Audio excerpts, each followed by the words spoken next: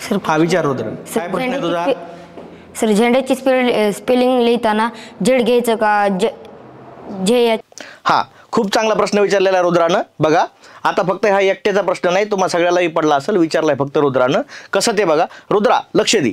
तुला हा प्रश्न पडलाय, असा खूप जणांना प्रश्न पडलेला असतो की झेंडामध्ये झेड घ्यायचं का JH. आता या प्रश्नाचा आपण थोडं डिटेलमध्ये अभ्यास करू. बघा असा प्रश्न तुला का पडला अगोदर आपण हे जाणून घेऊ. कारण तू जसं ABCD शिकायला सुरुवात केली तुझ्या आयुष्यामध्ये, तेव्हापासून तुला झेड फॉर झेब्रा असं शिकवलंय. झेड फॉर झेब्रा, आणि त्यामुळे तुझ्या मनामध्ये असं कुठंतरी बसलंय की झेड असलं की त्याच्यामध्ये झबल्याचं झ आहे. तर अगोदर हे काढून टाकलं पाहिजे, कारण झेड जो आहे याचा उच्चार झेड नसून झेड असा होतो, आणि तो मराठीतला जो दंत तालव्य ज आहे. दंत तालव्य ज म्हणजे काय?